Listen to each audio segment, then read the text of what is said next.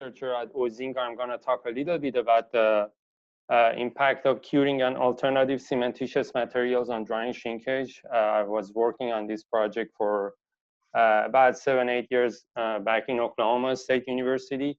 We had a lot of other people help me throughout these years from Texas A&M and from Georgia Institute of Technology, later on for the alternative cementitious materials.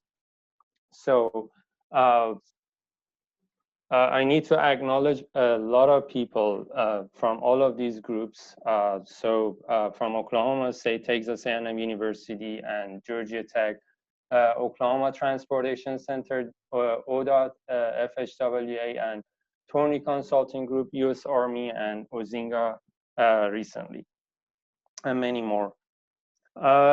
I'm going to talk a little bit about the basics for shrinkage and curling, a little bit about the modeling and numerical analysis, experiments, and very brief discussion on wet curing, curing compounds, and alternative cementitious materials.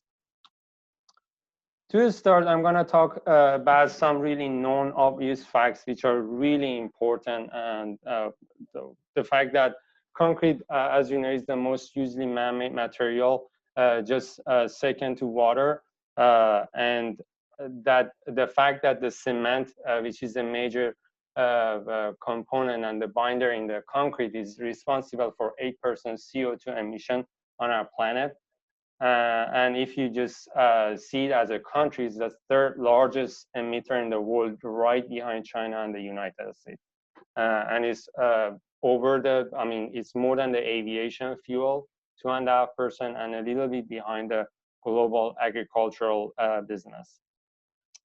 And by 2030, it's expected that the cement production is going to be 150% of the 2010, which was this kind of prediction happened.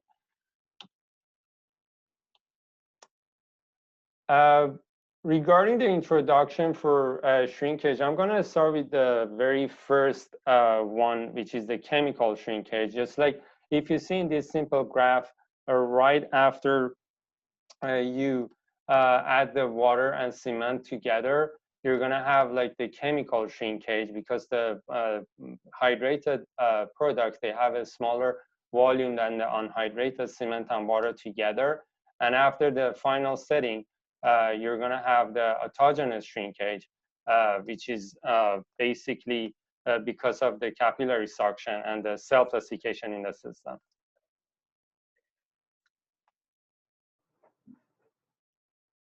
The autogenous shrinkage is not a big concern for this presentation. It's usually the more prominent shrinkage below the 0.40 water to cementitious ratio. But aside from the normal chemical and autogenous shrinkage, when the water removal happens from the pores near the surface of the concrete, just like in this picture, you're going to have diffusive drying, and diffusive drying is responsible for another shrinkage, which is the main topic in this presentation, and that's called drying shrinkage. So the drying shrinkage happens when the concrete is exposed to humidity below the equilibrium value of the pore solution, and that causes the generation of some of the minuscule, and that causes the capillary suction near the exposed surface. And because of all of these shrinkage together, we can expect the concrete to crack, and that can compromise the strength and durability in the system. And usually the drying shrinkage is happening in pores up to 50 nanometer. Just as a side note, we're just at the tip of the iceberg, and this is what we think we know. I'm talking to myself. When I started this research, I thought that this is so much to handle, and I just needed to dig deeper. And to dig deeper, I need to talk about the driving forces in the drying shrinkage. I'm not going to go into details about the interface, induced pressure, this joining pressure, but we can talk about it after the presentation, or you can always reach out to me for more details or read my papers. But what matters here is the capillary force. Capillary force usually happens, as I said, when we have the diffusive drying and the water is removed from the larger pores. The smaller pores are going to have a smaller radius in pores. And that changes in the radius of the pores. I hope you see the laser font that I'm using on the screen. You're going to have a differential. Dan, do you see the laser that I'm using on the screen? No, we're not seeing the pointer. Oh, that's too bad. Let me try this. Let me get back. I don't know how to fix this, but I wish it was possible to do that on the screen share. So basically, when the pores are finer, as you see in the equation, you're going to have a larger differential in the pressure in the system. And because of the evaporation from one side of the concrete pavement, as you can see in the bottom picture, you're going to have a higher capillary suction near the curing affected zone. It's a 3-minute conversation. So if we put the second and the third driving force as a capillary pressure, we are able to define that with this equation. Using the Kelvin-Laplace equation, we can relate the capillary pressure to relative humidity, which is equal to disjoining pressure, the first term, and on the right side of the equation, and the capillary force, which I already talked about. So as the relative humidity inside the sample is decreased, the radius of the pores are going to be decreased as well. So you're going to have a higher capillary pressure. But this equation only describes the forces in the saturated portion of the concrete. So Benz in 1998, through the use of these porous Vicor glass, showed that we can use the degree of saturation and relate the capillary pressure, which I already talked about, and the degree of saturation, and some of the elastic and basically bulk moduli of the porous and the solid phase to the shrinkage in the paste. And the degree of saturation is the water field, the ratio of the water field pores to the total porosity in the system. And late Oliver Cusi in 2004 formalized the use of the saturation factor, and he found something, we call it effective pore pressure moving forward. So effective pore pressure is the combination of all of these driving forces, and it's basically equal to the degree of saturation multiplied by the capillary pressure plus the surface free energy or interface induced pressure, and that is responsible for the pressures in the unsaturated portion of the concrete. So the side note was like, the tip of the iceberg, just like this is what we think we know, but in reality, this is what we have. So if we learn why things happen, then we have a chance to fix them. So let's go move forward. In summary, when the relative humidity is decreased inside the concrete, we have a diffusion of the vapor to drying surface. The degree of saturation is decreased. The pore radius of the water vapor interface is going to be decreased. We have a larger meniscus and effective pore pressure and the shrinkage. But when on the concrete pavement, we have a shrinkage because of the drying from the top surface, we are going to have a differential shrinkage, as you see in the very far right. And because of that, we have a dimensional instability, which causes the curling to happen. And then because of the traffic on the deflected part, as we see in the left corner picture, that causes the crack on the pavement.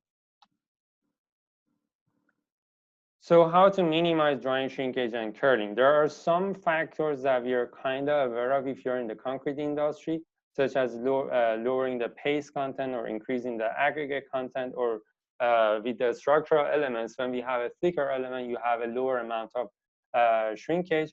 Or if you can maintain the relative humidity around the concrete. This last one, which is the draining, is quite interesting. That was shown by Nicholson in 1985, I believe, that he was talking about the more pervious space is going to reduce the differential shrinkage. And Will Hansen in Michigan Ann Arbor University, he had an experiment that was basically using the 50% relative humidity on the exposed side of the concrete, and the, as you see in the picture, but the bottom of the concrete beam was exposed to water intake. And he found that the warping or deflection base at the basically at the tip of the beam that he had, as you see on the with the LVDT on the picture, he found that the drying shrinkage was larger, and so we had a higher warping for the concrete beam that had a water intake from the bottom. So draining is extremely important when you have a drying shrinkage issue.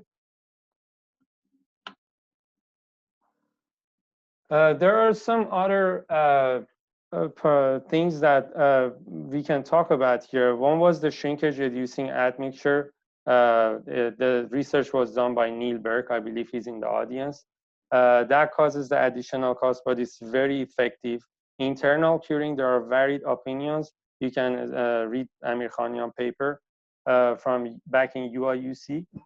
Wet curing, I'm going to talk more about it today. No, it's going to increase the curling, and it has additional costs, obviously. The curing compound is very effective. It has additional costs. The alternative cementitious materials, it depends, and there are little or no research on all ACMs together. I started with a lot of experiments, so I'm gonna just tell like a very brief story. I'm not gonna go into all the details that we did. There were like some really larger scale experiments we did on the actual pavement. This research, this picture you see was the I-44 highway in Tulsa, Oklahoma. It was quite time consuming, expensive, and to be honest, very dangerous when I was gonna go to the field and have the measurements.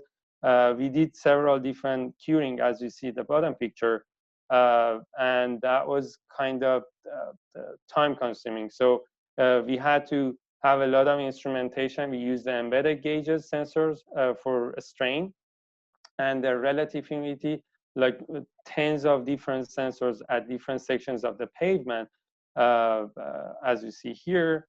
But because of the very high relative humidity in Oklahoma, as you see in the picture, about like 65%, and I believe during the time I was running that experiment, there was a very high level of water underneath the pavement. So after a couple of weeks, all of the sensors in that expensive research I did, they failed. And we couldn't get enough data, useful quality data out of that experiment. So we decided to go just like Will Hansen. We had a beam like this, which was 7.5 feet. To avoid the self-fade, I flipped the beam after each time I was casting, like a day after, or after finishing the wet curing duration. I wanted to do this just because I wanted to avoid the self-fade. So all sides of the beam were moisture barrier to avoid drying from all sides. So the drying was happening only from the exposed surface. Through the use of some LVDTs, we were able to capture the deflection. And we also had the relative humidity sensor at several depths. And we were measuring the shrinkage, as you see near I don't know how to show this, but maybe I can. Can you see this? Hopefully, yes. Yep, we can see that. All right, now I figured it out. So basically, I was measuring the shrinkage near the surface and at several different depths. So we were able to capture some of the strain.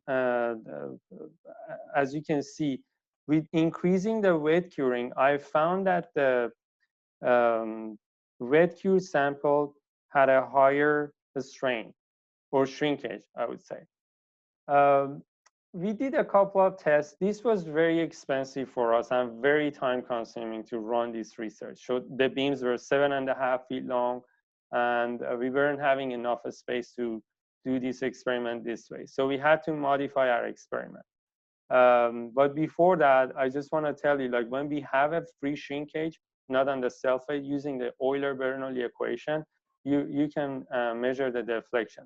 So I had the shrinkage already measured, so I was able to figure out the deflection at the tip, at basically the maximum deflection for the 40% relative humidity and the 70% relative humidity. And it was easy to see that there's like about 66% reduction in the maximum deflection when you have a higher chamber humidity. And in a higher chamber humidity also, there's not that much difference between different lengths of the curing. But you can imagine what happens, and again, when we have like a 0.45 inch of the deflection, this is exaggerated. Again, this is because that's not the actual concrete pavement. But just you can see that the higher resolution in the results when you have a wheel from the car, the concrete pavement can curl and then crack just like this. So we decided to modify the experiment with smaller samples. If this is the concrete pavement, we had these beams initially, and then I just modified that with the smaller beams, just like you see here. So now the beams were smaller, like they're like 3 by 4 by 10 inches. We had several different sensors for humidity, and we were measuring the strain at different depths. All sides were a moisture barrier except the exposed side, which was basically under different durations of the wet curing. And this is a sample that I had, and this is the shrinkage meter that we used to capture the measurement. So under the wet curing duration, the first 7 and 14 days, the sample is increasing in mass, and when you terminate that, you're going to have a drop in mass, obviously. But as far as the equation that we talked about, when the relative humidity starts to decrease, like you're in this part of the graph, the radius of the pores are going to be decreased, and you have a higher capillary pressure. And those samples that have a higher degree of saturation, like the wet cure samples, you're going to have a higher shrinkage in the paste, and that causes a higher shrinkage in the concrete.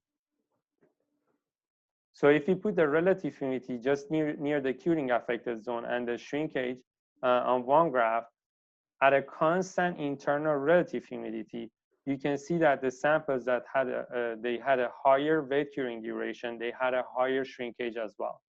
So using those equations that we had before and integration, you come up with an equation like this with a bunch of constant, but what matters is the degree of saturation. So here, I'm showing that the samples that was like wet cured longer, like the 14-day wet cured samples, they had a higher degree of saturation. This is a very important finding for us because it was showing that the very linear model is going to describe what was happening near the surface after longer curing. So we decided to dig deeper. We were using these small, basically these long, very thin paste beams. I was inspired for this after reading Nielberg paper on the SRA, shrinkage reducing admixtures. We used wax on all sides instead of moisture barrier, and only the exposed or finished surface was exposed to different durations of the wet curing. And we were using the caliper to measure the maximum deflection at the middle of the beams, and the beams were exposed to different durations of wet curing. So as you can see here, the samples that were exposed to a more drier chamber, they had a larger maximum deflection. And as we increase the duration of the wet curing, we had a higher maximum deflection. And this was less pronounced when you had a higher chamber humidity, as you see in the red graphs.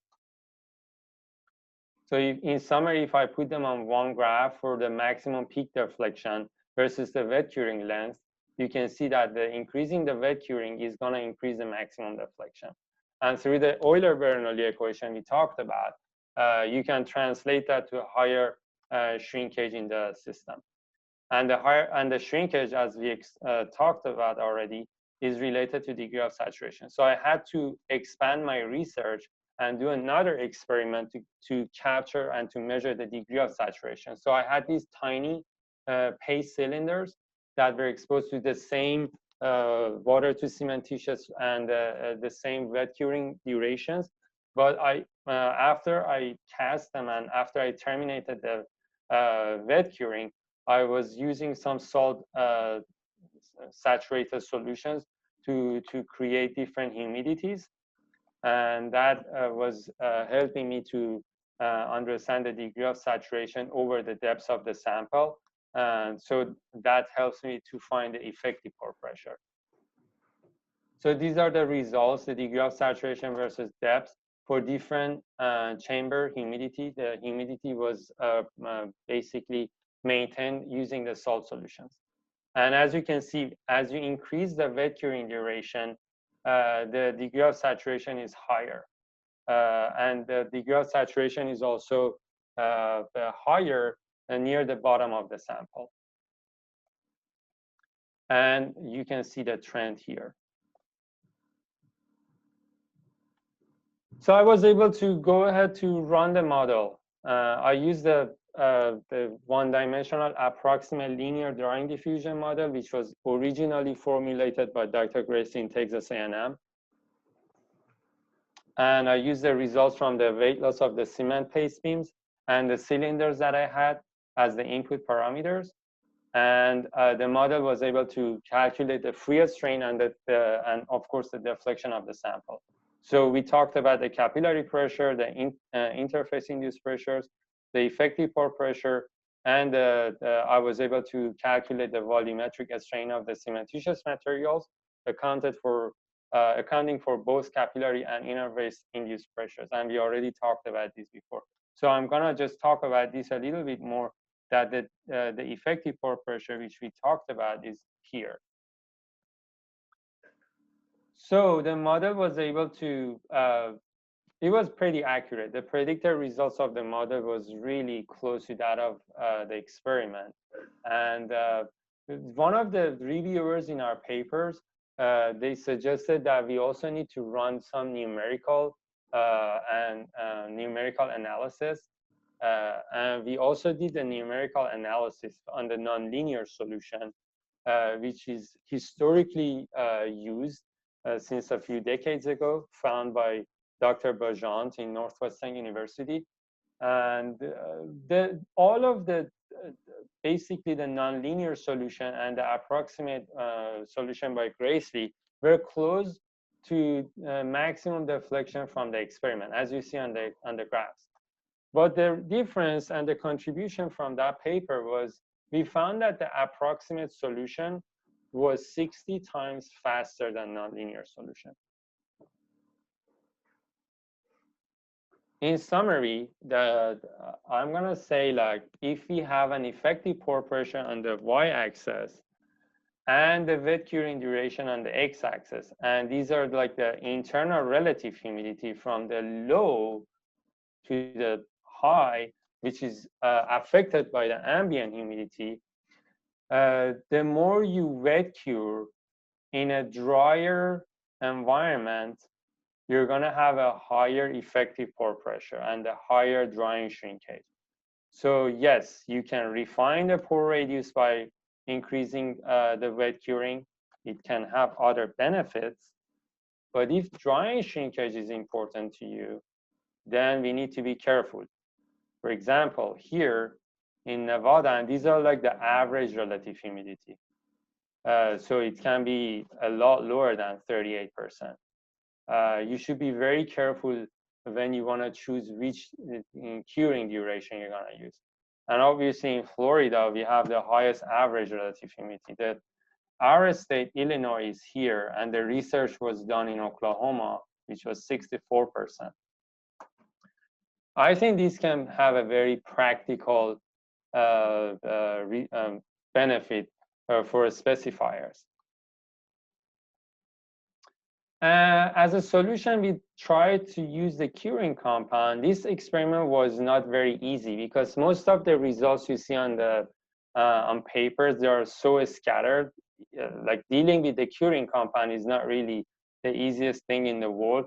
So we had to make a card and track, and through the use of some metronome, which I obviously was aware of because I was practicing guitar at that time, I was able to have a very uniform application of the curing compound sprayed on the paste films that I already showed you before. So we tried 3 different curing compounds, which were like differences, and they were different in price: poly-alpha methylester, water resin, and water wax. Some states are using like the more expensive ones. I believe California is using the more expensive ones.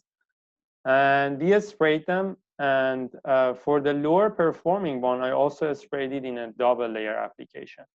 In summary, we found that the lower performing curing compound, all of them, when you increase the application rate, they're going to reduce the maximum curling. You're not going to have too much of benefit by increasing the application rate on the higher performing, which is a good news. You can always go with the very small application rate. But with the lower performing, such as the water wax, you need to have a higher application rate, but it's not as efficient as the more expensive one. And of course, double layer also is kind of increase the efficiency of the curing compound. And lastly, I'm going to talk about the alternative cementitious materials. Just to remind you, we talked about the carbon footprint in the production of the ordinary Portland cement. The process emission is responsible for 50%, and the thermal emission is responsible for the 40%, and less than 10% is because of coring, transport, grinding, cooling, and all those things.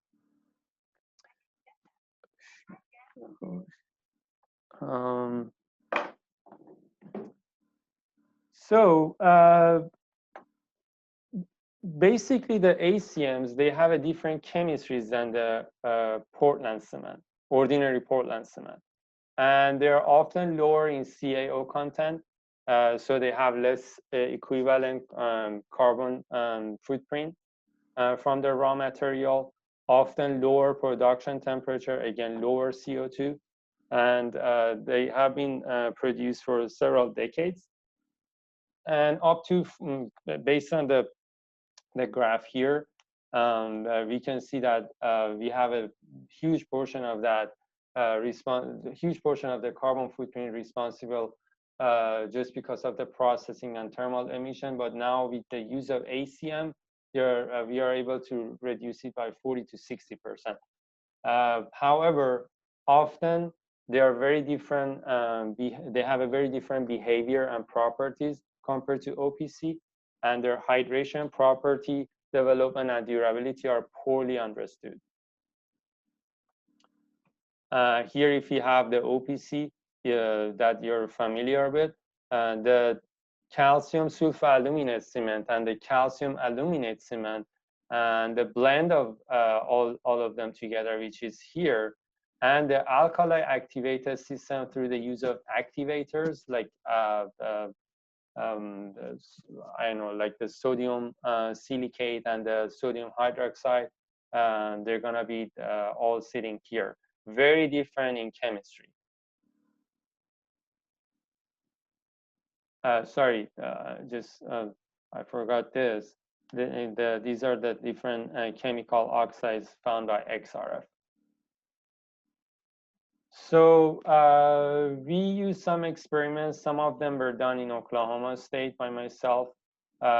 We used the C157 normal test, and also we wanted to be able to capture the shrinkage from the very beginning, right after casting. So we had to use the embedded gauges, and that was for drying shrinkage. And the chemical shrinkage and autogenous shrinkage was done at Georgia Tech.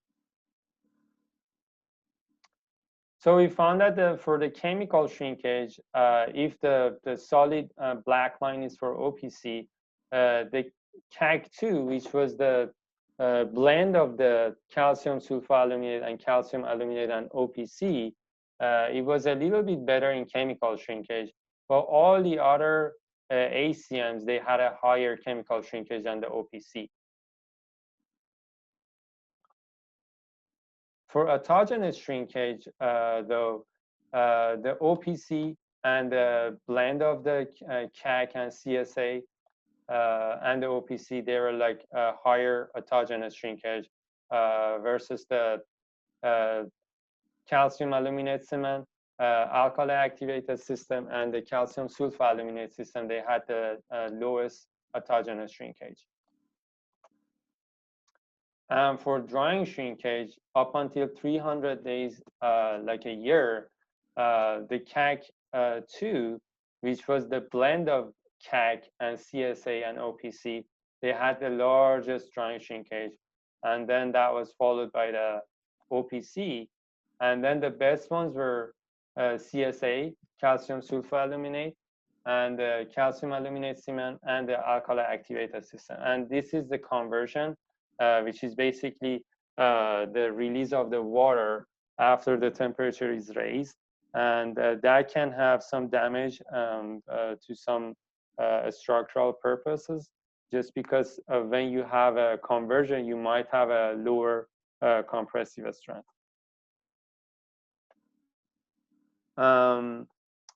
So another experiment that I haven't shown here just because of the limitation in time, I use also the ACMs on the curling beams, and I found that the calcium sulfoaluminate, which is this one here, the red one, had the lowest differential shrinkage over the depths of the sample. And that means that you're going to have the lowest amount of curling through the use of these ACMs. That is possibly because the pores in the system are interconnected. So the relative humidity drop is quite consistent throughout the depth. But is it good for other durability properties such as corrosion and chloride penetration? That's something that you need to read this other work done in our group by Mehdi Khanzadeh in 2016. So in summary, the calcium sulfoaluminate and the calcium aluminate and the alkali activated are not that great for chemical shrinkage. But for all of the other shrinkage types that we talked about, they are great, greater than the blend of the CAG, CSA, and the OPC together. With that, I'm going to just finish my presentation here. I did it in 33 minutes. Thank you so much if you have any questions. I know like I tried to make it like an abstract. This research was, I haven't shown many other details that I've worked on throughout the 7-8 years. You can ask questions now. I'm glad we have a lot of time right now for questions. You can always reach out to me through my LinkedIn, ResearchGate, Google Scholar, my email or phone number. And also I recommend that if you want to know more, you can always go to Dr. Tyler Ley YouTube channel and you can watch these videos. And I believe Dan is going to share the links to these, and also my I try to give a PDF of my presentation together with the recorded video, I believe. Thank you so much. Yeah, thanks, Amir. Yeah, like you said, I will share these links with the group. I know I was clicking through some of them earlier, and Tyler's YouTube videos are always pretty entertaining and educational. So I think a lot of people would be interested to see that and find out more about the topic of ACM, shrinkage, and curing. Yes. So with that, does anyone have any questions for Amir?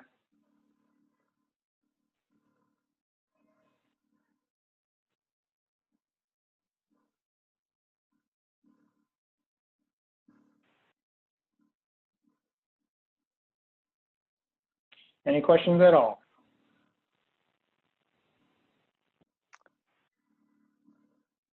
Was that the consequence of the virtual meeting?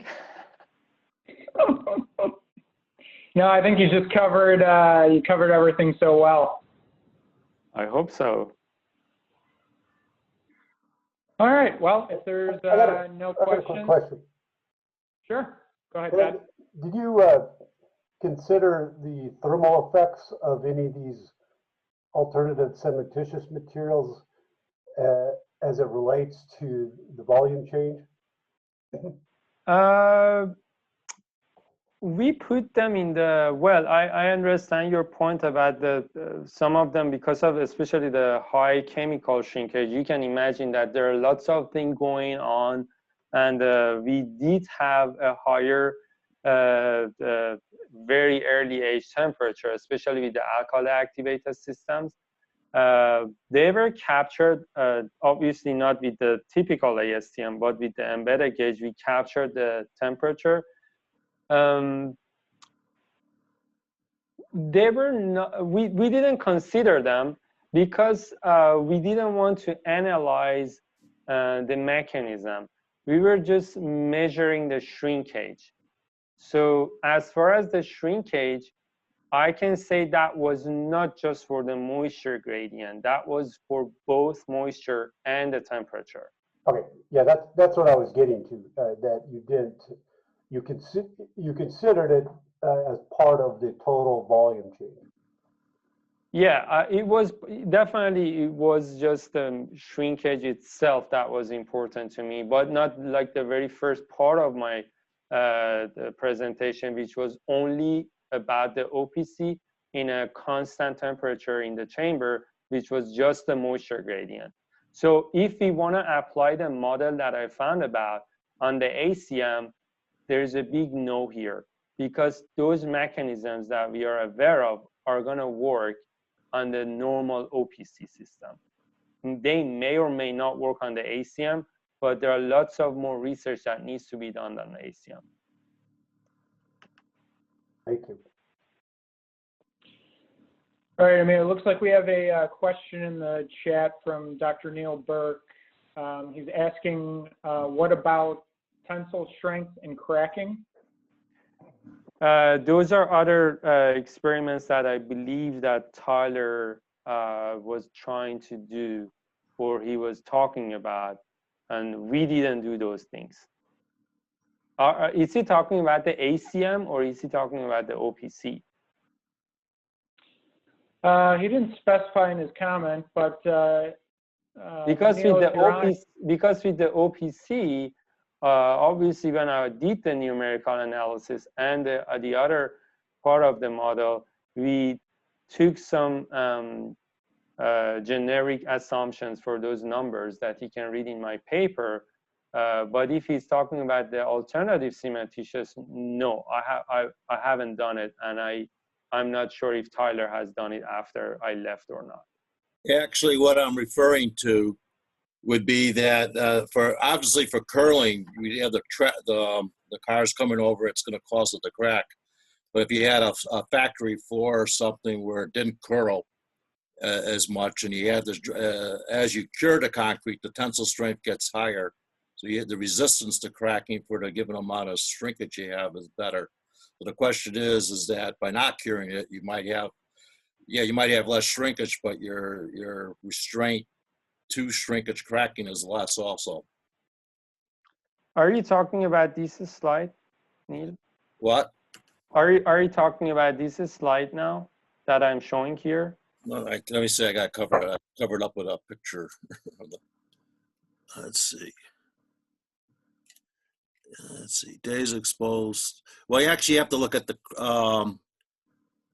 not so much on the crowing, but you have to look at cracking. If you look at some of the stuff that Shaw did, where you have crack resistance versus the amount of shrinkage, you're getting.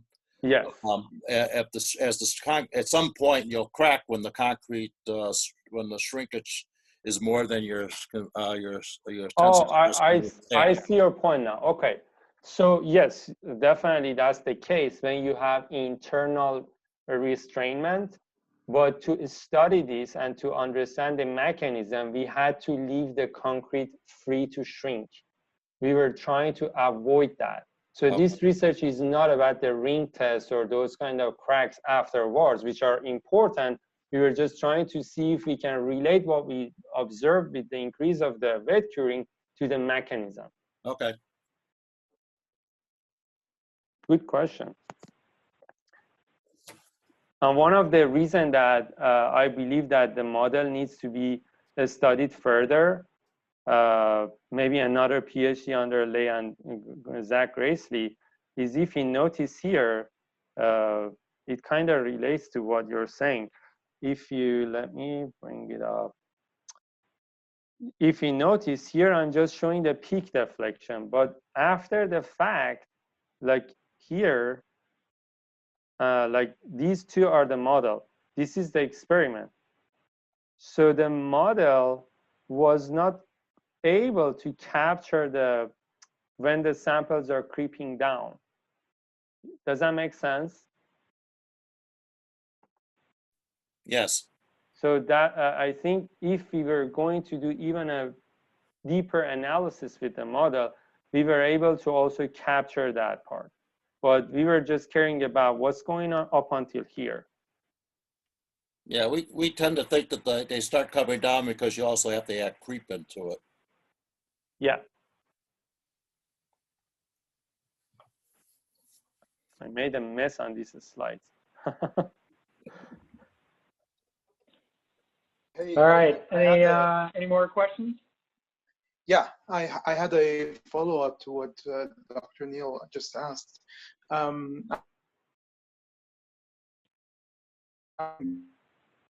Sorry, this increased shrinkage with an increased curing period. Similarly, I think you mentioned Amir Hajibabaee. He also noticed that with internal curing, yeah, there was also an increase in shrinkage. So what do you think physically is going on? It's mostly related to the, we need to notice about something. If we are talking about the bridge decks, when the drying happens from two sides of the bridge, we are going to have less intensity when it comes to curling. I believe in Amir Hajibabaee paper that I'm actually sure about it because I reviewed his paper. He did also some kind of in one-sided drying shrinkage test. And when you do that, when you have drying only from one side of the sample, what happens is, I think because of the finer porosity near the surface of the sample, just like I said, you're gonna have that differential. But with his research, he used a lightweight aggregate to do the internal curing. Maybe some of the folks here in this audience, they can say if I'm right or wrong, but perhaps when we do those kind of lightweight things, there are some of the lightweight or lighter aggregates that are coming towards the surface. So you're gonna have even a more or higher drying shrinkage near the surface because of the lighter aggregates are all segregated upward basically, and you're going to have a kind of a gradient over the depth of the sample. So that means that even with internal curing, Amir Hajibabaee found that he didn't say exactly what I told you, but he found that through the use of internal curing for a one-sided drying, we also have a higher curling and shrinkage. Don't you believe that maybe creep, which is significantly reduced after hardening, at 2 to 3 days instead of 1 day, is the reason behind this increased shrinkage? I'm not sure. Because, yeah, I mean, I was like suffered enough doing the research on just the shrinkage, and now you're talking about something wilder, and that's creep. So I don't have the answer to that. Sure. No, thank you. But they are very related together, and that would be very interesting. I believe that this research needs to be expanded by Tyler, Zach, and a few other folks to understand it better. Hey, Amir, first of all, very good presentation. Thank you. Thank you. Your point on the, lightweight fines, mitigating or migrating up, I think that's a valid point, which is all the more reason to have a optimized gradation, well graded, right? So you I think that goes a long way to helping that or preventing that, right? So, which, obviously I applaud, Tollway and Dan's has a lot to do with that, and the entire industry moving in that direction, because I really do think that helps out. So I just wanted to bring that up.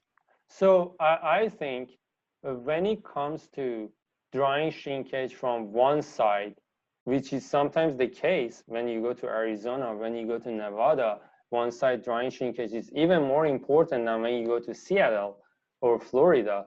So when you have a very extreme case, you need to be careful with your curing technique. It would be internal curing, or it would be just a wet curing.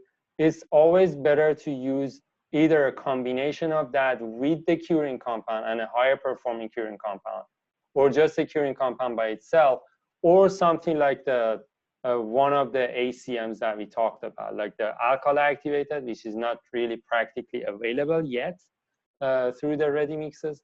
Or it's better to use just like calcium sulfoaluminate cement, which is a very major cement in California. I think we need to be very careful. I haven't seen any of the ACI or ASTM reports or standards that are talking about this specifically when you separate the specifications based on the major humidity in those states. I think this is something that can be implemented in those reports. Amir, I'll just add something to that as far as gradients. One of the things we found out with working with shrinkage reducing admixtures is that the gradient from the outside to the inside remained almost the shrinkage from the outside to the inside remained almost the same.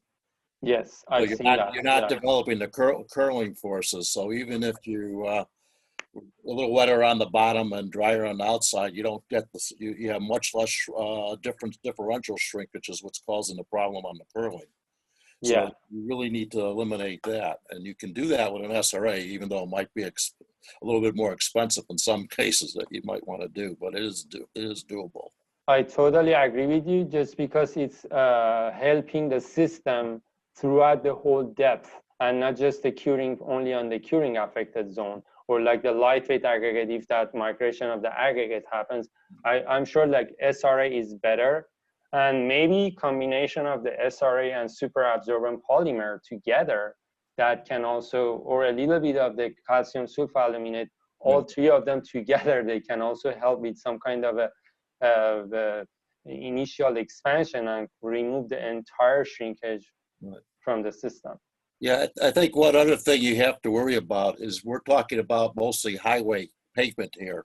If one has an indoor pavement or in a warehouse or a building where you have to use a vapor barrier to keep water from coming up and and causing problems with your floor covering system, there you have to have a vapor barrier.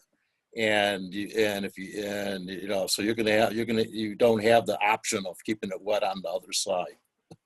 Yeah, I think what matters in those places probably is to maintain the humidity there, which is kind of not really managed very well for the most part. But yeah, I agree with you. There are some definite practical limitations. Yeah, this has been a lot of great discussion. It looks like Kurt, you might have a comment.